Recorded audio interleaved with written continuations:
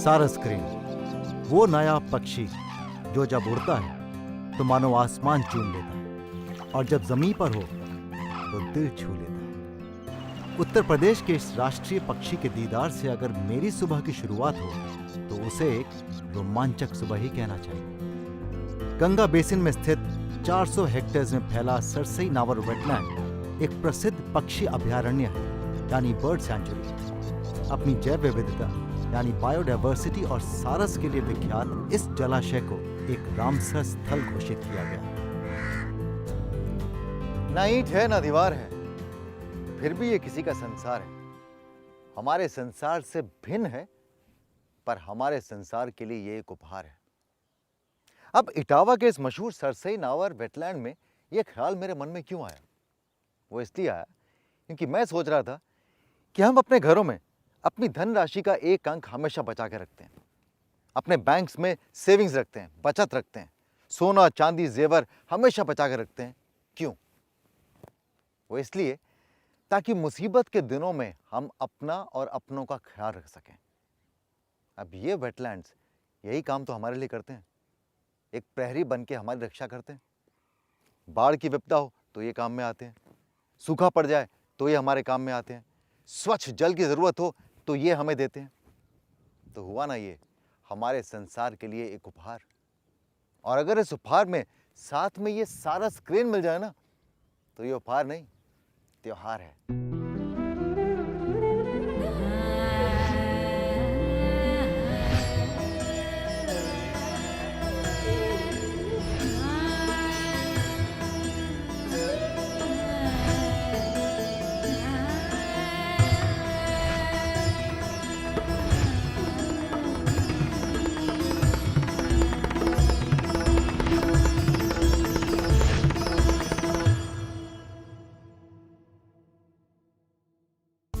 आगे है सारस क्रेन के लिए प्रसिद्ध सरसई नावर वेटलैंड में सुनूंगा सारस के गीत।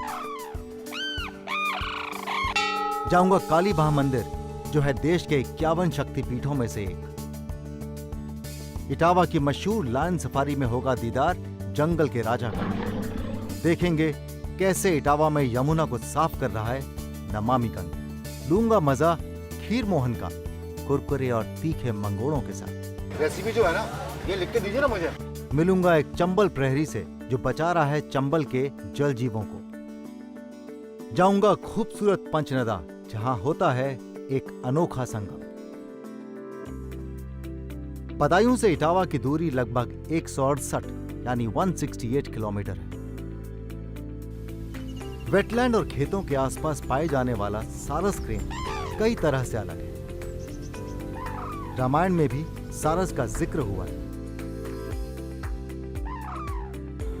यह हंसों का जोड़ा वफादार इतना है कि एक बार अपना साथी बना लेता है तो जीवन भर उसी के साथ रहता है और बिछड़ना बर्दाश्त नहीं कर पाता।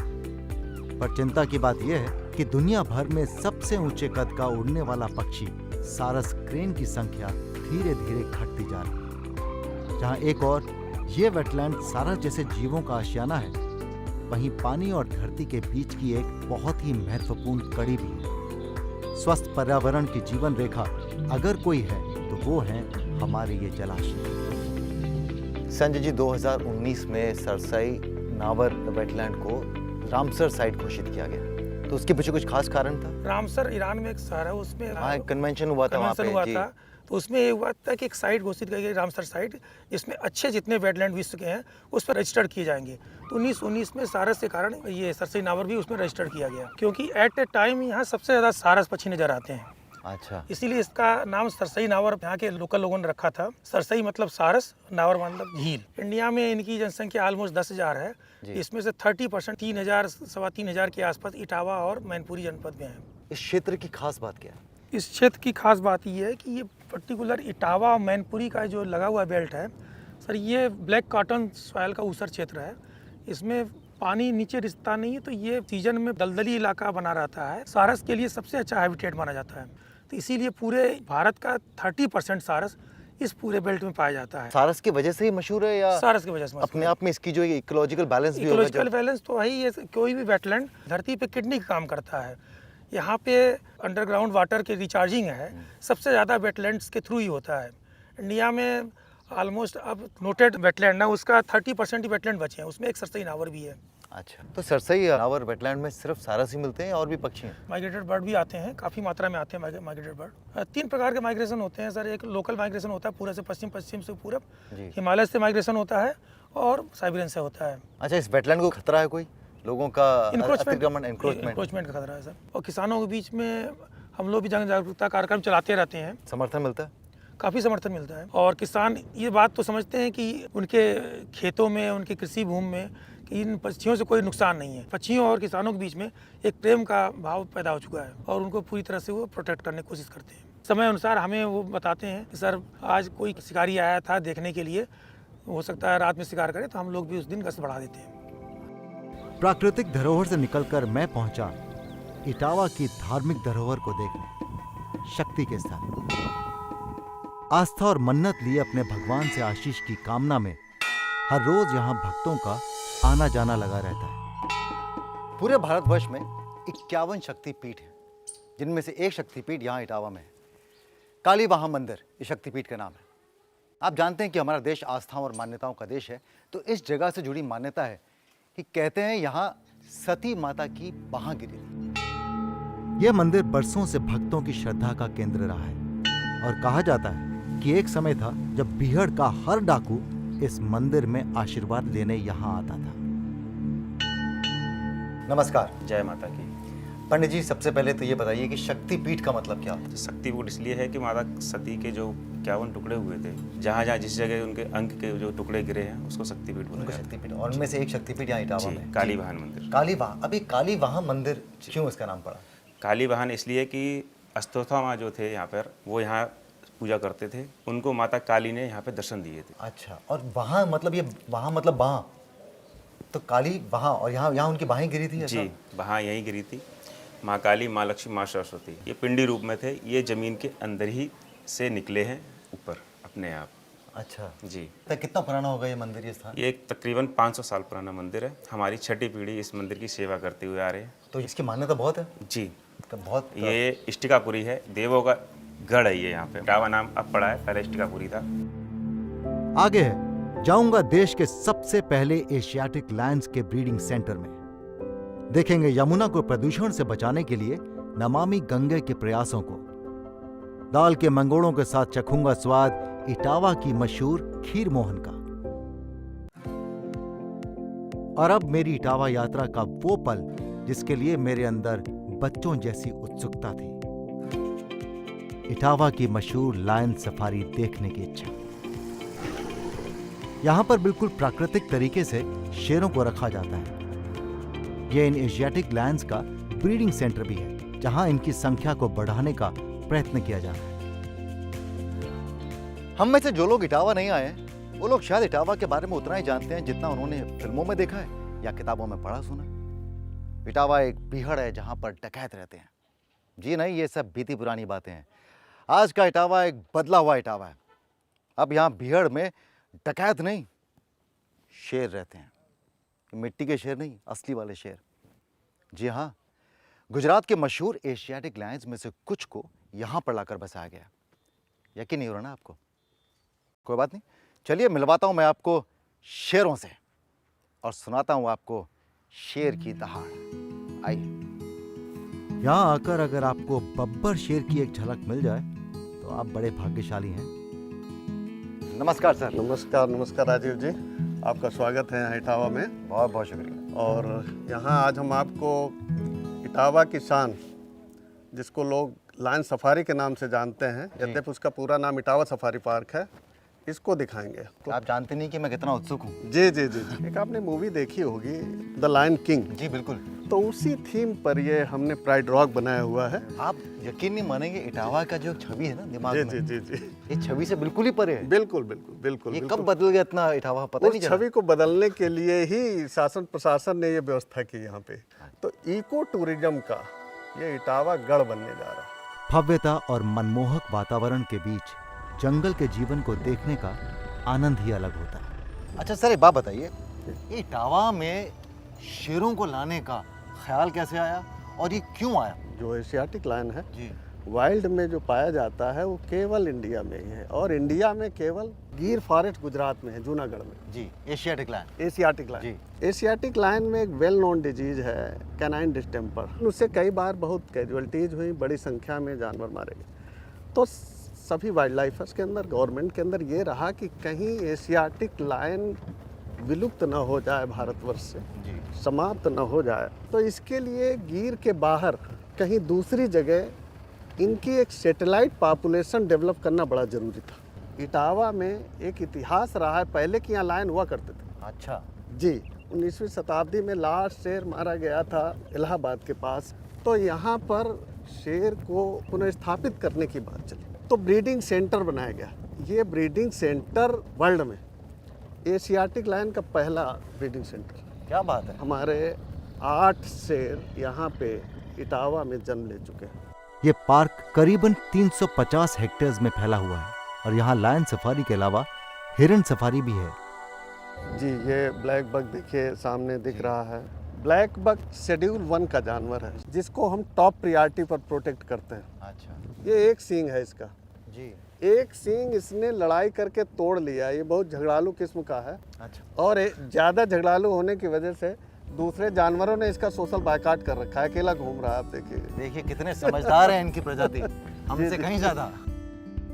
और यहाँ पे देखिए ये इनके लिए चारा रखा गया है, ये हरी घास जिसको हम लोग बरसीम बोलते हैं। जी। बरसीम यहाँ इंसान हो या जानवर, हम सबकी जरूरत है प्यार। और जब इन जानवरों को हम इंसानों का प्यार मिलता है तो इनके संरक्षण के साथ साथ कुदरत भी खेल उठता है। मुझे बताया गया कि पहले यहाँ पर ब्लैक बक की संख्या केवल 20 थी, जो अब बढ़कर 75 हो गई है। अब हम आगे लायन सफारी में प्रवेश करेंगे, बस से हम लोग चलेंगे।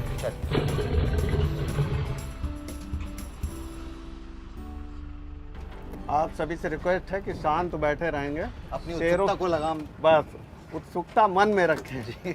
उन्हें जो इरिटेट करती है जो बात, वो शोर। और दाहिनी तरफ आप नज़र दौड़ाएं, आपको शेर यहीं पे बैठे मिलेंगे। देखिए ये बैठा हुआ है, इधर ये जो छप्पड़ है हट के नीचे देखिए तीनों शेर बैठे हुए हैं। भी हमने इन्हीं 3 को ही डिस्प्ले में रखा हुआ है। ये एक मेल और 2 फीमेल का प्राइड अभी हमने इसमें सॉफ्ट रिलीज एरिया में छोड़ा है। और ये तीनों जुवेनाइल हैं, अभी 2 साल के भी पूरे नहीं हुए हैं। तो आपके लिए तो एक किस्म की संतान ही हुई ना। बिल्कुल, हम इनको बच्चों की तरह मानते हैं।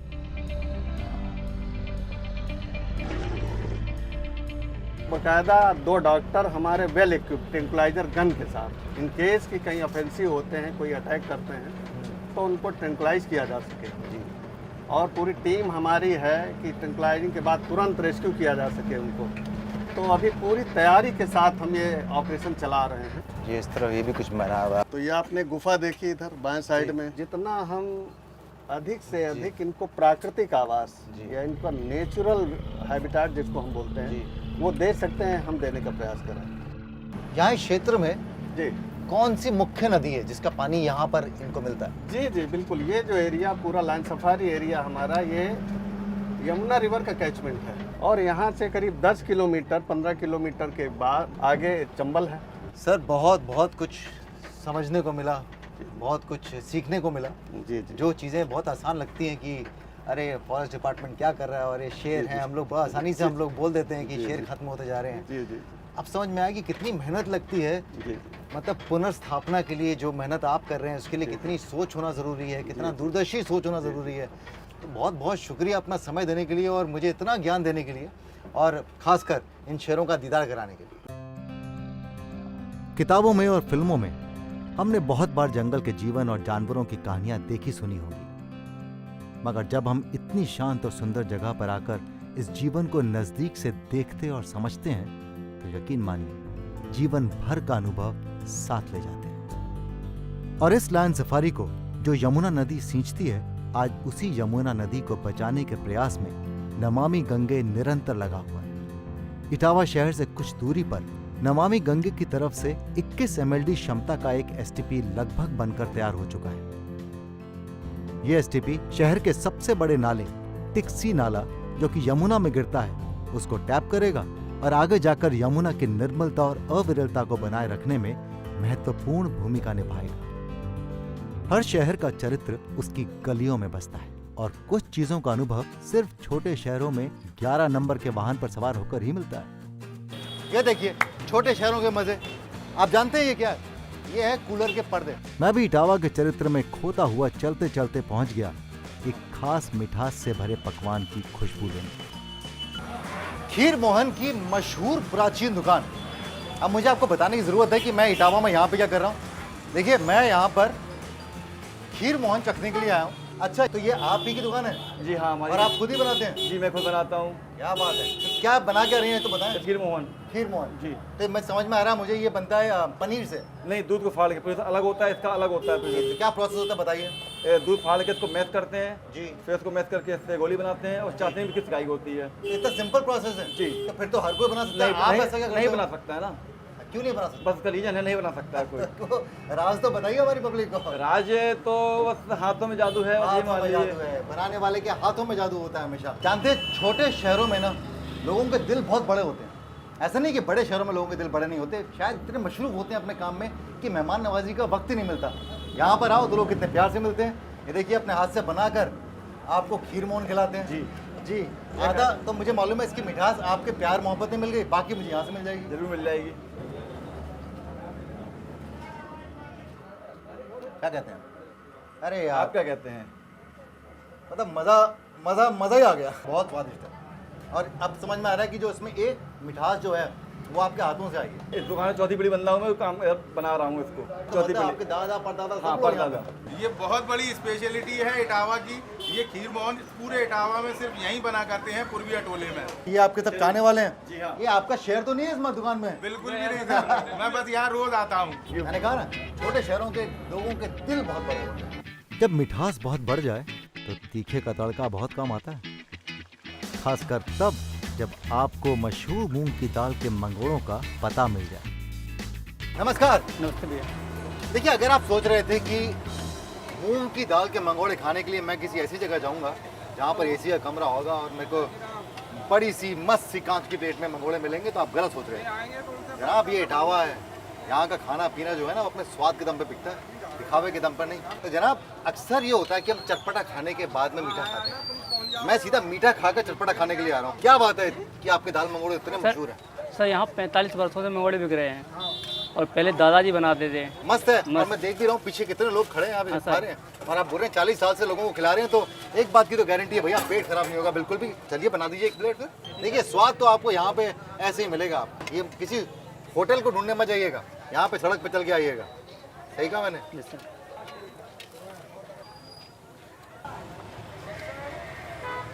ये रेसिपी जो है ना ये लिख के दीजिए ना मुझे, अपनी बीबी को दूंगा मैं।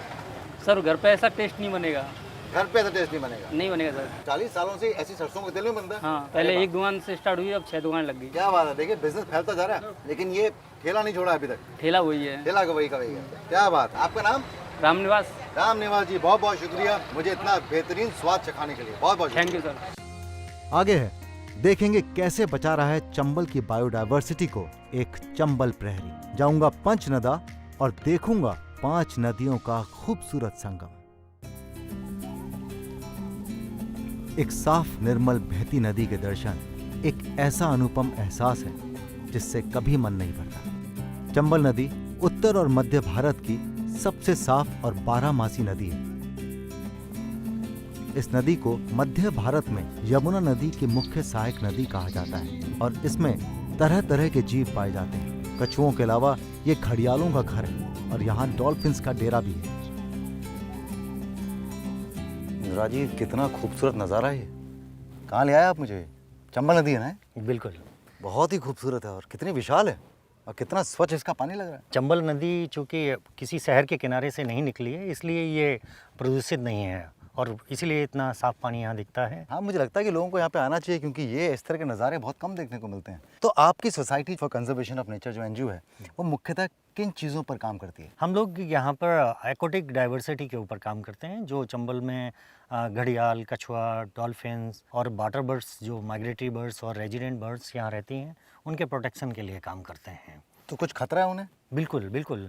टर्टल्स और क्रोकोडाइल्स और डॉल्फिन्स, तीनों स्पीसीज़ ऐसे हैं जिनकी डिमांड इंटरनेशनल लेवल पर काफ़ी है। जब 1972 में वाइल्ड लाइफ प्रोटेक्शन एक्ट आया, उसके बाद से ये हुआ कि इन स्पीसीज़ को प्रोटेक्शन मिलना शुरू हो गया। पाली से लेके और पचनदा तक लगभग 435 किलोमीटर एरिया जो है वो नेशनल चंबल सेंचुरी के नाम से डिक्लेयर है। इंडिया में एक अकेली ट्राई स्टेट सेंचुरी है जिसमें यूपी, एमपी और राजस्थान में ये बनी हुई है। चंबल में ही केवल घड़ियाल बचे थे जिस समय क्राइसिस का दौर था, तो तीनों स्टेट में घड़ियाल प्रोटेक्शन लागू किया गया और उसके बाद से काफ़ी अच्छी संख्या है। आज हमें लगता है 2,500 से 3,000 के आसपास इस समय घड़ियाल बचे हुए हैं।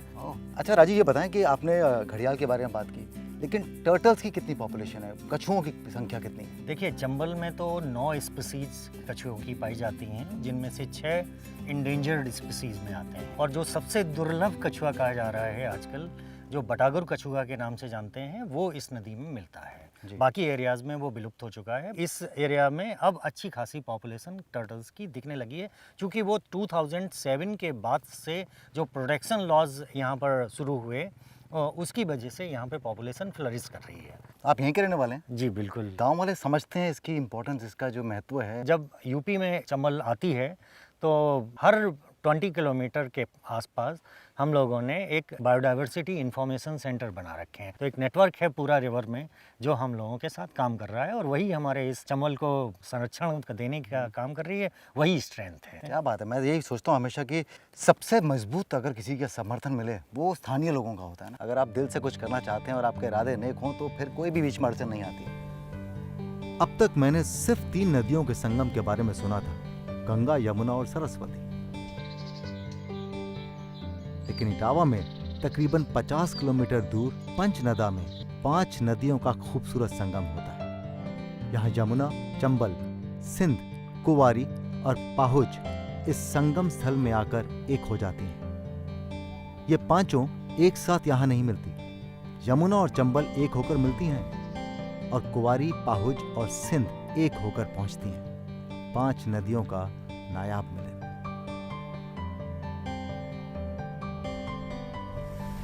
जीवन के पाठ सिर्फ हमें विद्यालयों में नहीं मिलते, प्रकृति भी हमें सिखाती है। जरा सोचिए, 5 नदियां अपनी शख्सियत भुलाकर, अपनी पहचान छोड़कर, बिना किसी बैर के, बिना किसी शिकायत के एक दूसरे में समा जाती हैं, क्योंकि शायद वो जानती हैं कि एकता में ताकत है। बस इसी खूबसूरत विचार के साथ में इटावा का मेरा सफ़र यहीं ख़त्म होता है। लेकिन मैं यहाँ से बहुत सी ऊर्जा लिए जा रहा हूँ। जानते हैं क्यों? क्योंकि हम में से कुछ लोग हैं जो हम में से बहुत से लोगों की नासमझी की भरपाई लगातार कर रहे हैं। हमारे वेटलैंड्स हो, उनका संरक्षण कर रहे हैं। सारस क्रेन हो, कछुए हो, शेर हो, घड़ियाल हो, डॉल्फिन्स हो या हमारी नदियाँ हो, इन्हें बचाने के निरंतर प्रयास कर रहे हैं और कामयाब भी हो रहे हैं। बस इन कुछ लोगों को भविष्य में मेरा समर्थन और सहयोग मिलता रहे, ऐसी अपेक्षा मैं खुद से करता हूँ। और आपसे विदा लेता हूँ इस वादे के साथ कि अगले एपिसोड में फिर हाजिर होऊंगा। कि क्या करूँ, लालची हूँ, इसीलिए इस उम्मीद के साथ जा रहा हूँ कि हम सब मिलकर इन प्रयासों को क्रांति लाने का बल देंगे और अपनी आने वाली पीढ़ी को एक जागरूक कल देंगे। घबराइए मत, वादा नहीं मांग रहा हूँ, आप मेरे अपने हैं, इसलिए आपके समर्थन की कामना कर रहा हूँ। गुड नाइट, मुस्कुराते रहिए।